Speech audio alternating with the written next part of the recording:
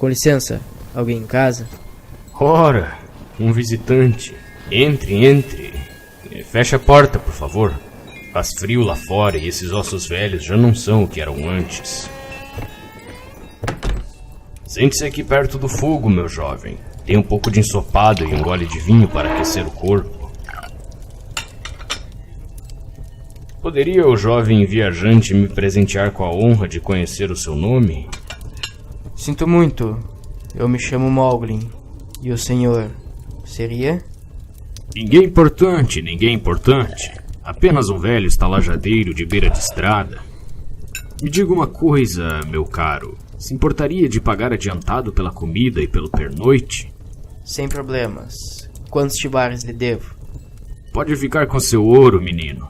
Apenas gostaria que você ouvisse as histórias malucas deste velho. Recebo poucos visitantes e se começasse a falar sozinho, provavelmente receberia menos ainda. Bom, não me importo de ouvir suas histórias. E admito que fico feliz em economizar algumas moedas. Afinal, o dia de festas está chegando. O senhor sabe como é. Sim, sei como é. Já que você falou no dia de festos, gostaria de ouvir uma história sobre como ele começou? Claro, por que não? Muito bem, então. Esta é uma história antiga, de quando o reino de Allen ainda era jovem, mas as pessoas não menos mesquinhas. Naquela época, havia uma cidade localizada nos confins mais remotos do reino e quase que esquecida pelo resto da população, exceto, é claro, pelos cobradores de impostos. Estes sempre a encontravam. Creio que ela se chamava Zerastrit. Sua população não era diferente da maioria dos alenianos, muito mais interessada em cuidar da vida dos outros do que de sua própria. Porém, os últimos anos haviam sido difíceis para o povo de Zerastrit. Uma seca havia assolado a região e as plantações e rebanhos haviam morrido. Monstros que antes evitavam a cidade ficavam cada vez mais ousados, muitas vezes atacando em plena luz do dia. E para finalizar, os impostos eram cada vez mais pesados, levando o que quer que restasse aos já empobrecidos cidadãos.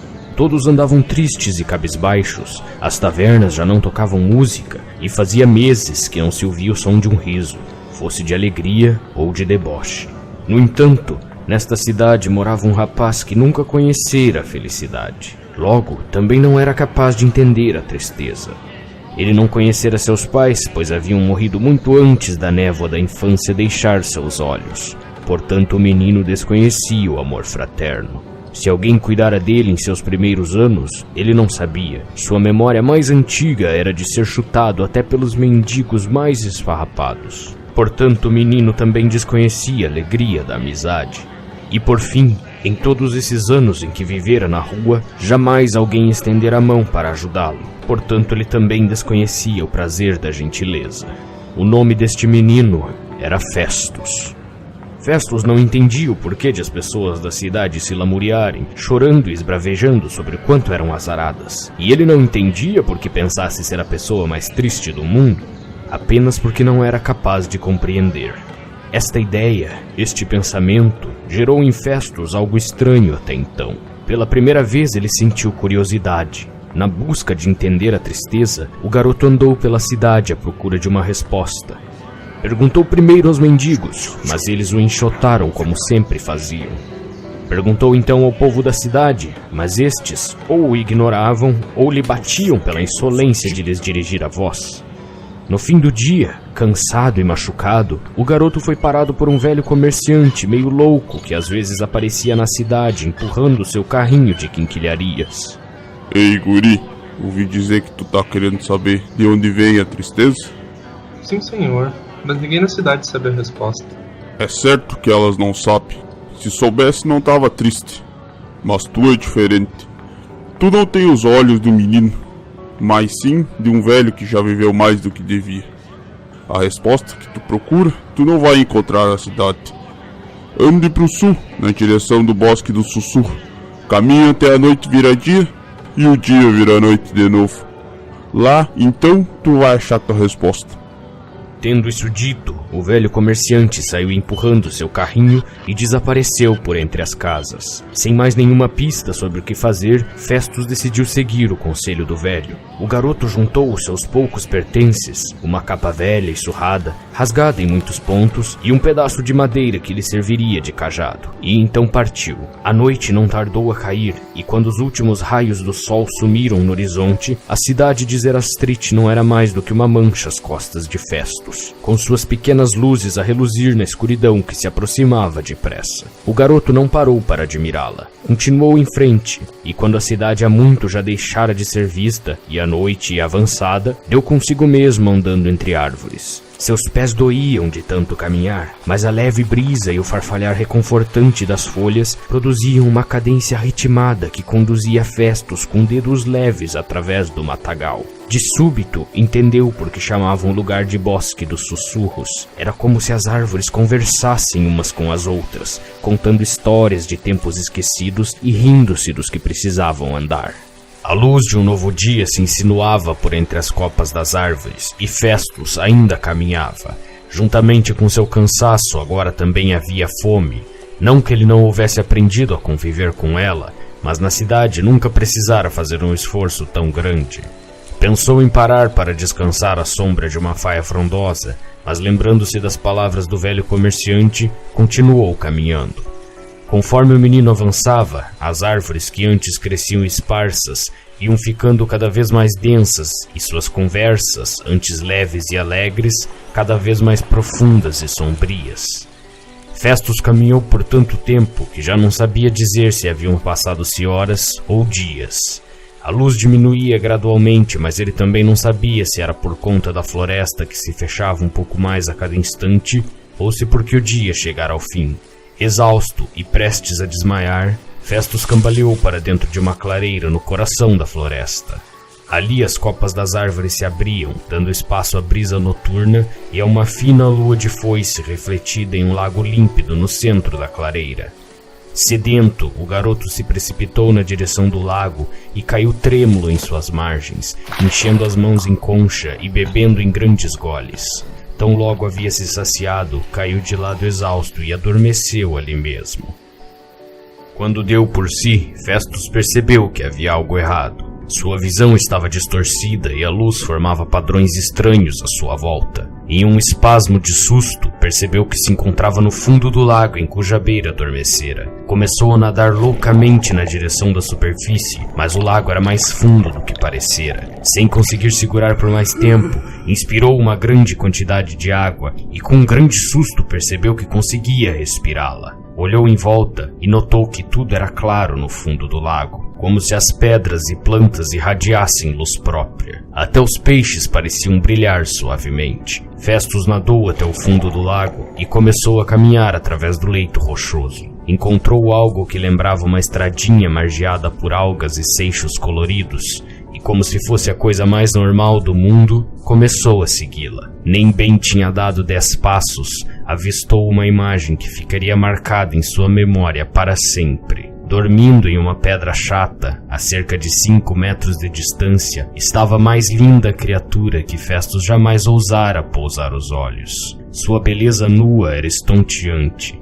Pequenos cardumes de peixe dançavam ao redor da moça adormecida, brincando por entre seus cabelos que flutuavam em um lento embalo. Festus parou para contemplá-la. Sentiu-se ruborizar ao observá-la em profundo sono. Certamente não era humana, apesar de não demonstrá-lo fisicamente. Mas sua beleza guardava um tom diferente de tudo que o garoto já tinha visto. Não era extravagante como as garotas nobres da cidade, mas nem tampouco simples.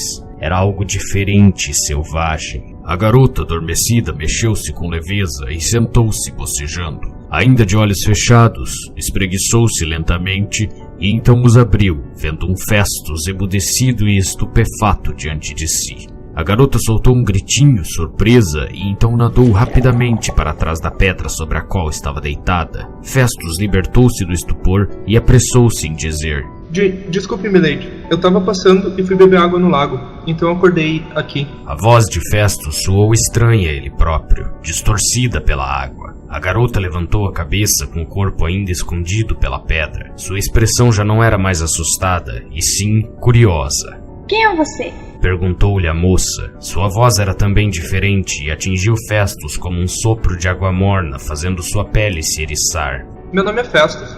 Eu venho da cidade. Você sabe, Zerastrit. É aquela vila ali perto. A garota saiu de trás da pedra e Festus tornou a perder a fala. Parando a cerca de 2 metros dele, respondeu. Bonito nome. Me chamo Liana. Você está com fome? Assim que a menina terminou de falar, a barriga de Festus produziu um ronco sonoro. Imaginei. Venha comigo, Festus da cidade. Venha conhecer minha morada.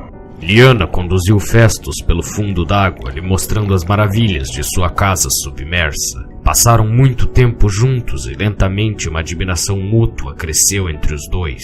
Festus ficava fascinado com todas as coisas novas que ela lhe mostrava e também não podia deixar de reparar na beleza da moça. Liana, por outro lado, se mostrava ávida em escutar qualquer coisa que ele estivesse disposto a lhe contar sobre o mundo lá fora. Adorava particularmente histórias sobre o vento e criaturas aladas, conceitos completamente estranhos à sua vida subaquática. Durante todo o tempo que passou com Liana, Festus não se esqueceu de seu objetivo. A garota, no entanto, o fazia sentir estranho, quase como se sua busca não tivesse mais importância. Depois de muito tempo sem saber o que fazer, Festus decidiu perguntar-lhe. Liana, o que é tristeza? A garota fitou Festus com um sorriso nos olhos por alguns instantes, mas ao perceber que a pergunta não era um joguete, pensou por um longo tempo antes de responder. A tristeza é única para cada um de nós. A minha certamente não é a sua. Minha tristeza se encontra lá fora, e ultimamente você a tem suprido bastante bem. Mas se você deseja entender a sua tristeza, acho que não posso ajudá-la. A leste daqui, seguindo pela floresta, há um lugar onde nenhuma luz atravessa. Lá mora uma família de trogloditas. Eles me visitavam às vezes, mas isso foi há muito tempo. Eles são sábios e talvez possam ajudá-lo em sua busca. Mas antes que parta, tenha um presente, para ajudá-lo em sua viagem e para que não se esqueça de mim. Dizendo isso, Liana buscou um seixo qualquer do fundo do lago e uma raiz de madeira retorcida. Habilmente juntou os dois com firmeza e entregou-lhe um cajado novinho em folha. Festus aceitou o presente e, com um peso no coração, partiu deixando para trás o lago encantado. Naquela época, ele ainda não sabia, mas havia aprendido o amor. Com os pensamentos ainda a dançar embalados pelas lembranças recentes, Festus seguiu seu caminho pela floresta. O que antes lhe parecera uma trilha hostil e desgrenhada, agora parecia um caminho fácil e claro. No entanto, esta impressão não tardou a passar. Conforme avançava, as árvores cresciam mais esparsas. Seus troncos, porém, eram tão grandes e antigos que nem 5 homens juntos conseguiriam abraçá-los. Fazia tempo que o garoto já não via a luz do sol, e a escuridão era um breu quase palpável, que juntamente com o cheiro de mofo e coisas podres, deixavam Festus inquieto. Com seu novo cajado em mãos e tateando às cegas, o garoto avançava lentamente, mas determinado a continuar. De súbito, uma luz explodiu com clarão a vários metros de distância. Com ela, roncos e grunhidos ásperos. O flash deixou Festus momentaneamente cego e, com uma mão na frente dos olhos, tornou-o a avançar na direção da luz.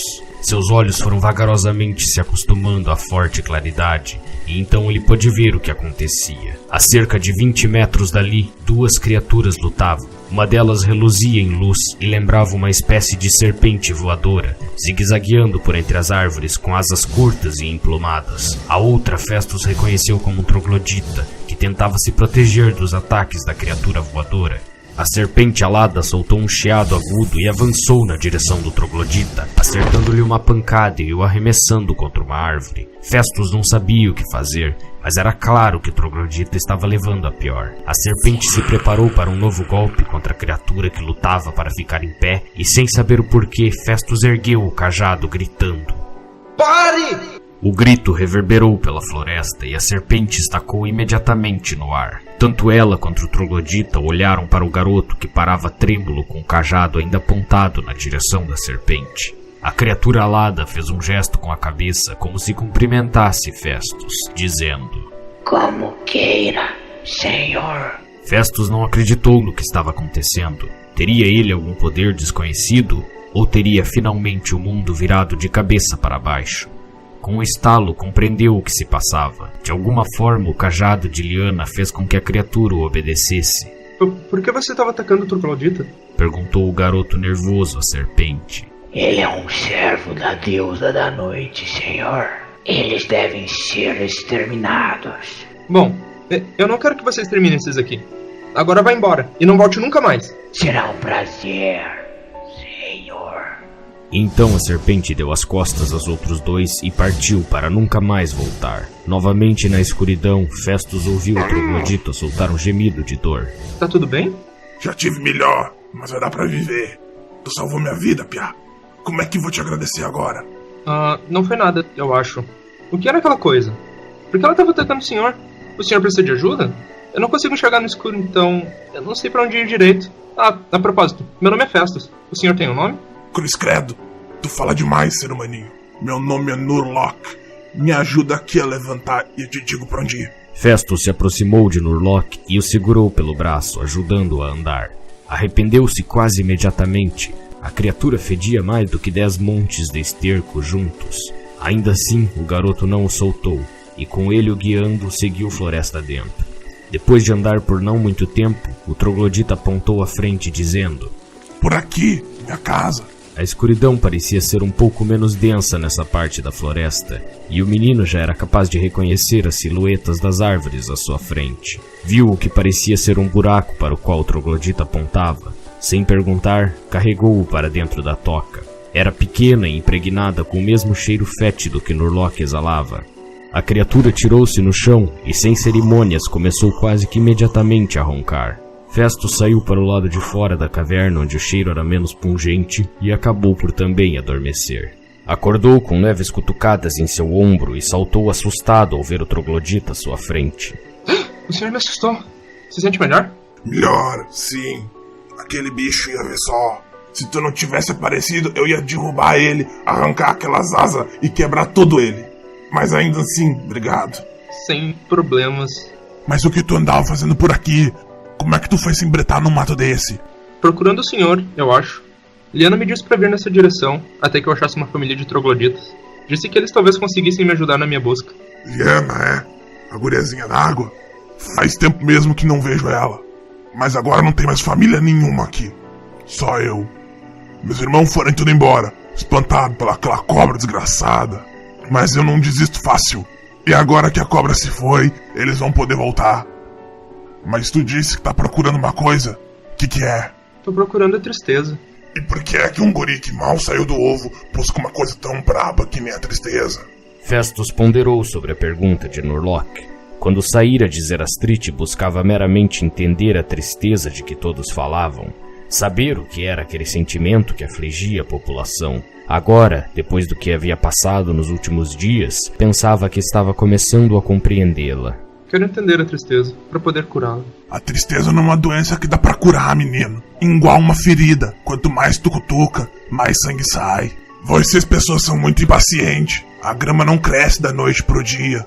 Precisa de tempo. E com o tempo, a maioria das tristezas vai embora. E no lugar aparece outras. É assim que a vida é. Mas tu te engana se pensa que todas as tristezas são ruins. Tem tristeza que não é ruim, não.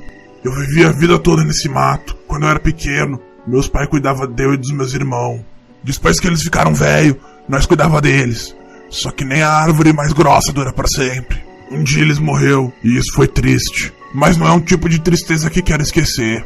Essa tristeza me faz lembrar coisas boas. Coisas de quando eu era pequeno. Me faz lembrar do meu pai me ensinando a caçar. E da minha mãe me ensinando a fazer remédio. Das brincadeiras com meus irmãos. Essa tristeza eu não quero esquecer nunca. Ela faz parte de eu. E enquanto eu lembrar, eu vou saber que eles foram importantes pra eu. Tá me entendendo? Acho que sim. Tá bom. Mas agora chega de falar disso. Tu não parece do tipo muito inteligente. Isso é bom. Vou te ensinar a caçar e pescar. Colher e catar. A natureza também tem tristeza. Tu vai ver. A diferença é que se tu para pra chorar, alguma coisa vai ouvir teu choro. Festus então passou a viver com Nurlock. O troglodita tinha muito a ensinar e o garoto era rápido em aprender. Ele lhe mostrou como andar silenciosamente, como ler os sinais da floresta, como capturar peixes e pássaros e quais plantas podiam salvá-lo ou matá-lo. A floresta sem sol, como o garoto passou a se referir em pensamento, se tornou o seu lar, e em pouco tempo Festus conhecia todo o terreno que Nurlock se dispusera a mostrar. Uma grande amizade cresceu entre os dois, e as lições que o garoto aprendeu jamais foram esquecidas. Apesar de a noite e o dia se confundirem na escuridão da floresta, Festus sabia que bastante tempo havia se passado desde que encontrara o troglodita. Sua barba, que antes não passava de fiapos ralos, crescera desgrenhadamente pelo rosto, e suas roupas, que nunca haviam sido de forma alguma notáveis, estavam em frangalhos. O garoto sabia que não poderia ficar ali para sempre. Já sabia muito mais sobre a tristeza do que quando havia começado, mas sentia ainda não ser o suficiente. Continuaria procurando até se sentir satisfeito. Naquela noite, enquanto dormia, Festus foi acordado pelo troglodita. Vem comigo. O garoto seguiu-o através da floresta por uma área pela qual nunca havia andado até então. As árvores pareciam ainda mais antigas e intocadas, como se eles fossem os primeiros a andar entre elas. Os passos silenciosos dos dois amigos os levaram até um lugar onde as árvores se retorciam em uma pequena clareira. A luz da lua se derramava preguiçosamente como um véu de seda por sobre a vegetação. Os olhos de Festus arderam, desacostumados a receber qualquer luz, e apenas depois de alguns instantes acompanhou Nurlock para dentro da clareira. No centro, parcialmente coberto pela vegetação que crescia desordenadamente, um tronco colossal jazia caído. Com saltos ágeis, o troglodita o escalou e sentou-se no topo observando o céu noturno. Com um pouco de esforço, Festus escalou atrás do amigo e sentou-se a seu lado. O céu, pontilhado de estrelas brilhantes, parecia uma colcha de retalho cintilante, cobrindo o mundo em seu abraço. E a lua cheia, quase a pino, lembrava Festus, mesmo que isso não fizesse sentido, do pequeno lago onde conhecera Lyanna. Ficaram assim por muito tempo, observando em silêncio. O garoto aprendera a apreciar o silêncio, aprendera a ouvi-lo. Um silêncio muitas vezes era capaz de dizer aquilo que nossas bocas não conseguiam expressar. Naquela noite o silêncio era calmo. Era o silêncio de duas pessoas que se conheciam muito bem. E era justamente por se conhecerem que Festus sabia que o silêncio em breve acabaria. A floresta é esperta. Quando uma árvore cresce demais, vem um vento forte e derruba, dando espaço para as minhocas crescer. A madeira apodrece e vira casa para tudo que é qualidade de bicho. E depois até ela desaparece no chão, servindo de alimento para tudo que está em volta. Não interessa quanto ela era velha e forte, nem o quanto de história ela tinha para contar, ela cai e morre. E mesmo sendo triste, as outras árvores não choram. Elas continuam a crescer até chegar o dia delas próprias ser derrubadas. As árvores aprendeu que não adianta ficar triste. Nós devia aprender também. Nurlock ficou em pé no tronco e estendeu um colar rústico com uma semente por pingente na direção de Festus. Pega! É um presente de despedida para ti. Eu te segurei tempo demais por aqui. Mostra ele pra lua. Festus levantou o colar na altura dos olhos, fazendo a luz do luar refletir na semente presa na base. Nurlock ajoelhou-se em frente ao garoto e começou a entoar uma cantiga lenta e ritmada. Festus não entendia as palavras, mas elas lhe traziam impressões. Era o som da grama crescendo, da brisa leve e da água parada, mas também era o som da tempestade, de ventos uivantes e da chuva pesada. Nurlock terminou a canção e Festus sentiu os olhos marejarem. A hora da partida havia chegado. Guarde sempre esse amuleto contigo. Não importa por onde tu vá, se tu estiver com ele, a natureza vai ser tua amiga. Quando tu achar que deve, planta a semente. A árvore que crescer daí não vai ter igual no mundo. Uma última ajuda que eu tenho pra te dar. Se tu ainda quer saber como resolver o problema da tristeza, segue pro lado que a lua se esconde. Não demora muito, tu vai chegar numa montanha.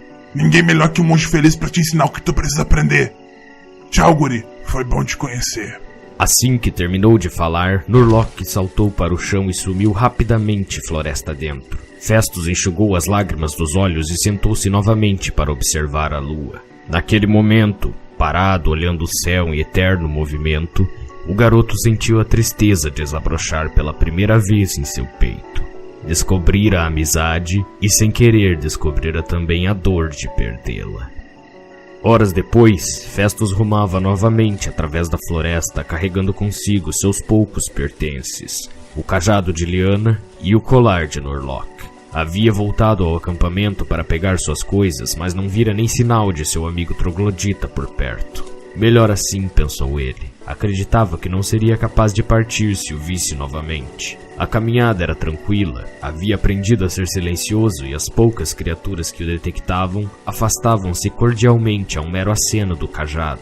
Depois do que ele imaginou serem dias de viagem, as árvores finalmente voltaram a rarear, dando espaço para a luz do sol. A princípio, Festus se assustou e voltou para a sombra. Como podia alguém aguentar andar constantemente sob uma luz tão intensa? Mas lentamente seus olhos se acostumaram e ele pôde caminhar normalmente. Em apenas mais um dia, deixara a floresta para trás. A paisagem começava a mudar rapidamente, de planícies relvadas para longas extensões de planaltos escarpados. A noite fazia frio e as roupas do garoto, já muito esfarrapadas, deterioraram-se quase completamente, deixando-o seminu. Sempre que possível fazia uma fogueira para aguentar o frio das horas escuras, mas o vento intenso tornava difícil a missão de acendê-la, e ainda mais de mantê-la acesa. Outro problema era a comida. Aprender a caçar com o Nurlock, mas a área aberta era um mundo completamente diferente da floresta. Não havia onde espreitar ou se esconder, e qualquer criatura que o avistasse fugia muito antes dele conseguir abatê-la. Com um pouco de sorte, encontrou um rio que descia das montanhas, onde pôde pescar e reabastecer as energias, para logo em seguida continuar sua jornada. À distância, cerca de 3 dias de viagem, pensou ele, avistou uma grande montanha. Só podia ser a que Nurlock havia mencionado, a montanha onde tal monge feliz morava. E foi para lá que ele se dirigiu. O caminho ia se tornando cada vez mais íngreme conforme a montanha ficava mais próxima. A trilha era um amontoado de pedras afiadas e vacilantes que acabaram por cortar o garoto nos pés e nas pernas, fazendo-o avançar ainda mais lentamente. Fazia dias que Festus não comia direito. Havia conseguido abater um pequeno roedor na noite anterior, mas nada mais do que isso. Seu estômago protestava e uma leve tontura começava a se insinuar em sua cabeça. Continuou subindo e, quando o escurecer chegou, encostou-se exausto e ferido contra a parede rochosa da montanha para descansar. A subida mal tinha começado e suas energias já se haviam esgotado. A noite não foi tranquila e aconchegante, foi fria e inflexível. Festus se encolheu inutilmente em seus farrapos e, por puro cansaço, adormeceu. Acordou várias vezes durante a madrugada de sonhos densos e confusos que nublavam sua mente, tornando o ambiente à sua volta irreconhecível. Se encontrava no fundo de um lago negro e gelado. A água pesada pressionava seu corpo de todos os lados, tornando impossível respirar. Ia se afogar, sabia disso. No meio da água, uma pequena luz surgiu. Viu Liana nadando preguiçosamente em sua direção. Ela sorriu e o calor lhe invadiu o corpo. Acordou deitado sobre as pedras com o sol morno da manhã acariciando-lhe o rosto. Levantou-se resoluto. Ainda havia muito que caminhar. De todas as provações pela qual passara em sua curta existência, subir a montanha se provou a mais desafiadora. Não só o caminho era íngreme e traiçoeiro, como a própria vida parecia ter abandonado aquele lugar. Poucas plantas cresciam no solo pedregoso, e os animais que ali habitavam se escondiam rapidamente ao som de qualquer barulho. Festus, no entanto, não desistiu. Subia e continuava a subir, escalando e se arrastando quando era necessário. Ainda que mais tarde, por vezes, ele viesse a esquecer, seu corpo guardou recordações de seu esforço monumental. Cortes longos marcavam-no onde as pedras impiedosas decidiam por tocá-lo. Por fim, ele sentiu a subida diminuir. Já quase não precisava escalar e o caminho parecia cada vez menos irregular. Olhando para baixo, avistou o vale pelo qual havia passado, tapado por um cobertor de névoa. Estava tão alto que conseguia tocar nas nuvens. Um pouco mais à frente, a subida finalmente terminou em um grande platô. Olhando ao redor, viu uma pequena casinha de madeira encarapitada na borda do precipício, e então ouviu uma voz austera. Ah, que ótimo! Mais um visitante seminu. Festus olhou na direção da voz e avistou um homem agachado ao lado da casa. Vestia roupa simples e, apesar de não aparentar ser velho, não possuía sequer um pelo no rosto. O homem levantou-se e olhou na direção de Festus com um olhar de desaprovação. Olá. O senhor é um monge feliz? Monge feliz? Monge feliz? Eu por acaso pareço feliz, piá? Desculpa, foi mal. Eu não queria ofender nem nada. É que meu amigo Norlock me disse que se eu subisse a montanha, eu ia encontrar um monge feliz e que talvez ele pudesse me ajudar. Ah, sim, claro. O monge sempre ajuda as pessoas. O monge é sábio e ele fica na montanha esperando as pessoas chegarem e aí ele ajuda todas elas. Mas aí eu te pergunto, pequeno filhote de lavrador, quem é que ajuda o monge? E o senhor precisa de ajuda? Sim, pensando bem eu preciso. Sabe, faz anos que eu venho tentando plantar alguma coisa nessa porcaria de montanha, mas nada cresce nessa droga. Já que tu veio até aqui, seria um desperdício te mandar descer tão rápido. Vamos fazer um trato, certo? Me ajuda a cultivar minha horta, que eu te respondo uma pergunta. Qualquer uma. Mas primeiro um banho. Tu tá fedendo igual um troglodita. O monge levou Festus para dentro de sua casa, que era muito maior por dentro do que aparentava. Deu-lhe roupas novas e encheu uma tina com água quente que o garoto não conseguiu ver de onde ele tirou. Assim que estava limpo e vestido novamente, apresentou-se ao monge, que disse: Bom, agora já posso ficar na mesma sala que tu, sem ter que trancar a respiração? Acho que é melhor te dar alguma coisa para comer. Tu parece que vai morrer a qualquer segundo. O homem careca sentou-se no chão, cruzando as pernas e franzindo as sobrancelhas inexistentes. Seus lábios moveram-se rapidamente e Festus não pôde entender o que dizia. Mas na mesa, à sua frente, um pequeno banquete se materializou. Os dias sem comer direito foram verbalizados por um ronco excepcionalmente grande de seu estômago vazio. E sem cerimônia, o garoto atirou-se na comida. Isso! Parece um goblin no lixo. Suja toda a roupa que eu te dei, carnicinha. Depois ainda perguntam por que eu moro numa montanha. Festus comeu até ficar cheio e depois comeu um pouco mais. Não houve tempo para se impressionar com o fato de que o monge conjurara a comida do nada. Assim que terminou, ele lhe disse: Muito bem, agora venha. Vou lhe mostrar minhas belezinhas. Andaram até o lado da casa onde o monge estivera agachado quando ele chegara. Ali o garoto observou as tentativas infrutíferas do outro de fazer algo crescer naquele solo. Diversas plantas pendiam mortas na terra esburacada e árida. Festus não ficou admirado. Cultivar algo ali seria um milagre da natureza, mas ele achava que conseguiria. E o que o senhor faz? Onde o senhor coloca os seus detritos? Hã? Do que tu tá falando, guri? Quer saber o que eu faço com a minha merda? Bem, essa terra tá precisando de adubo. E aí a tua sugestão é que eu cague nela toda? Bom, é isso ou o senhor pode ficar sem as suas plantinhas? Bom, se não tem jeito, o que nós temos que fazer?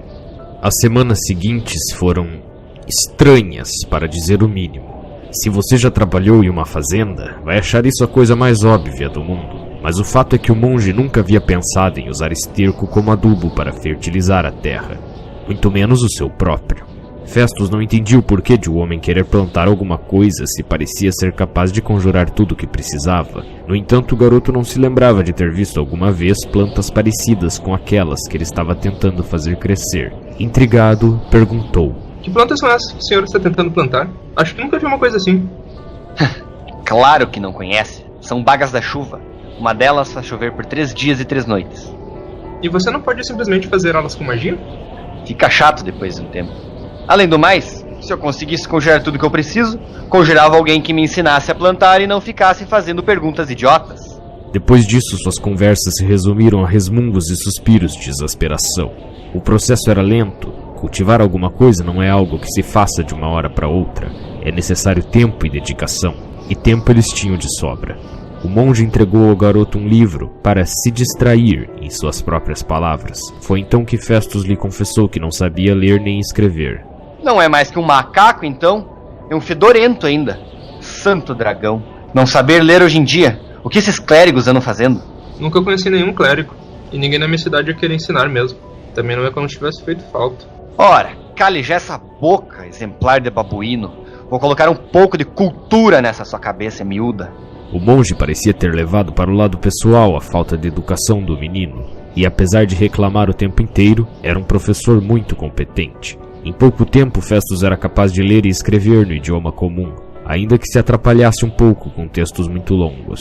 Durante o tempo em que estudavam, os dois continuaram cuidando da plantação. As plantas cresciam no formato de pequenos arbustos, e muito antes do que o garoto achou ser possível, estavam floridos. Algumas semanas depois, pequenos frutos azul turquesa começaram a crescer lentamente. Quando já estavam grandes o suficiente, o monge apanhou um galho com 3 frutos e o entregou a Festus. Pega, por tu ter me ajudado. Basta que tu esprema um dos frutos e a chuva comece em seguida. Agora, cumprindo a minha parte do acordo, qual é a tua pergunta? Bom, saí da minha cidade natal procurando entender a tristeza. Acho que entendi, pelo menos em parte. Se eu pudesse te fazer essa pergunta há um tempo atrás, provavelmente teria perguntado como curá-la. Mas hoje eu já sei que isso não é algo que se cure. Sei que ela existe de diversas formas, e que é diferente para cada pessoa. Também aprendi que nem toda tristeza é ruim. Então acho que mesmo que se eu pudesse tirar ela para sempre, eu não tiraria. Então, pra falar a verdade, só tem uma coisa que eu preciso te perguntar. Como é que eu volto para casa? O monge encarou Festus por um bom minuto e então soltou uma sonora gargalhada. Era um som tão estranho ao que o garoto estava acostumado a receber vindo do homem que ele não pôde evitar de rir também. Ora, parece que você é mais do que um babuíno, afinal. Zerastrit fica não muito longe daqui. Dessa montanha pelo lado oposto ao qual você subiu. Vai encontrar uma caravana de pantomineiros se for rápido. Pode conseguir uma carona com eles se contar essa história. Certo então. Até logo.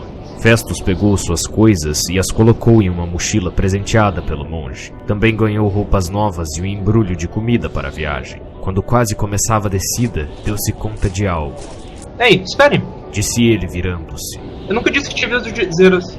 Pra onde ele foi? No topo da montanha não havia mais nem sinal do homem, nem sequer de sua casinha ou horta. Mais tarde, Festus lembrou-se de que nunca perguntara o seu nome. Também nunca se apresentara. A ideia nem sequer lhe ocorrera. Descer pareceu-lhe muito mais fácil do que subir, e em menos de 3 dias se encontrava no sopé da montanha. Andou até encontrar a estrada, e como o monge prometera, encontrou ali uma caravana de pantomineiros que havia parado para almoçar. Contou-lhe sua história, mas apesar de acharem muito interessante, não acreditaram em uma palavra sequer. Isto é claro, até o garoto domesticar com seu cajado o urso selvagem recém-capturado da trupe. Ofereceram-lhe carona até a cidade e de lambuja lhe contaram tudo o que havia acontecido no período em que sumira. Aparentemente o prefeito da cidade morrera em um ataque de monstros, e desde então ela andava à beira do caos. Os membros da caravana nem sequer pretendiam parar, apenas reabastecer os recursos e continuar viagem. Festus não se importava, desde que o levassem até a cidade não haveria problema. Andaram durante o dia todo e, enquanto viajavam, pediram que ele contasse a história mais uma vez. Desta vez ouviram com mais atenção, todos pareciam genuinamente impressionados. Já era noite quando enxergaram as luzes da cidade, mas algo estava errado. Havia luz demais. Ao chegarem mais perto, Festus sentiu o cheiro inconfundível de fumaça no ar. O garoto saltou da carroça e correu em disparada na direção da cidade, deixando os membros da caravana para trás. Ao se aproximar, ouviu gritos e choro e vislumbrou vultos correndo para todos os lados. Várias casas ardiam em chamas e no centro do vilarejo, encurralando os cidadãos, encontrava-se a origem do fogo. Um ser humanoide de mais de 4 metros, completamente coberto por chamas. O corpo do gigante era incandescente, e o que quer que ele tocasse rompia em um fogo de um vermelho vívido que queimava sem dó. Aos seus pés amontoavam-se cadáveres e escombros carbonizados. Sentindo medo acima de todas as outras coisas, Festus correu na direção do monstro que se preparava para golpear um grupo de cidadãos que tentavam em vão se esconder no templo. Levantando o cajado, o garoto gritou: "Parado!"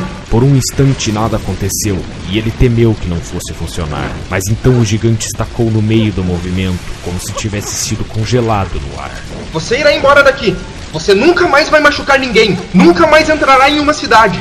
Vire-se e vá embora!" O gigante virou com estrondo e partiu com passos largos para fora da cidade, mas não havia tempo para comemorar. À sua volta tudo era fogo e as pessoas ainda gritavam e choravam. Abriu rapidamente a mochila e encontrou entre seus pertences o galho de bagas da chuva que havia ganho do monge. Espremeu um deles entre os dedos e rezou baixinho, implorando para que funcionasse. Contou 1, 2, 3 respirações, e então grandes e pesadas gotas de chuva começaram a desabar em torrente do céu que repentinamente tornara-se negro. A chuva lavou o fogo e a terra, a carne e a alma dos que estavam presentes, e mesmo depois que todo o fogo estava extinto, ela não parou. Ao todo foram 3 dias e 3 noites de chuva constante. sem nenhuma trégua sequer. E no final, restava de Zerastrite apenas algumas poucas casas em pé. Muitos, no entanto, haviam presenciado o que Festus fizera, e em pouquíssimo tempo todos pareciam saber. Alguns o reconheceram como um menino que vivia nas ruas, outros diziam que não poderia ser ele de maneira alguma. Mas para o garoto não fazia diferença. Um lar era um lar, fosse bom ou ruim, e ele estava de volta ao seu. A tragédia uniu o povo da cidade de uma maneira que os alenianos desconheciam até então. Todos estavam dispostos a ajudar e a estender uma mão amiga àqueles que necessitavam. Mesmo em meio a tanta tristeza, sorrisos de conforto e coragem brotavam nos rostos sem que seus donos se dessem conta. E é claro que todos ouviram a história que Festus tinha para contar. A ouviram inúmeras vezes e então começaram a contar eles mesmos. Naquele ano, alguém teve a ideia de começar a dar presentes, assim como Festus recebera das pessoas que encontrara durante sua jornada. E assim começaram os festejos e comemorações. A história, claro, se espalhou como só as boas histórias conseguem fazer, e é por isso que celebramos o dia de Festus. Por isso que presenteamos aqueles que nos são caros.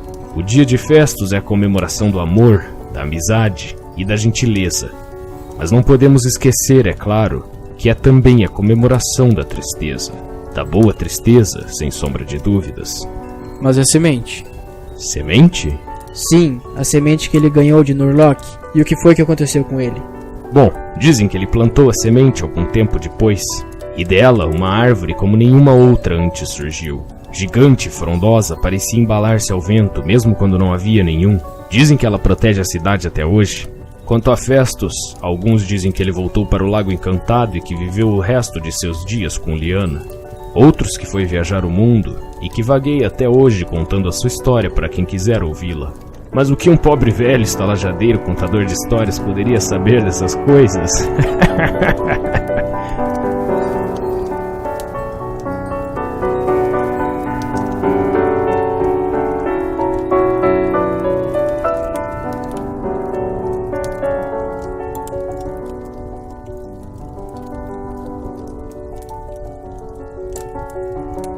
Fala pessoal, a gente aqui do Meu Pai Ladino agradece vocês de coração por terem nos acompanhado o ano inteiro. Muito obrigado por terem trilhado essa jornada conosco. Certamente o ano não teria sido a mesma coisa sem vocês. Para finalizar, eu gostaria de agradecer ao pessoal que emprestou as vozes para tornar esse trabalho possível. Muito obrigado pessoal, vocês são foda.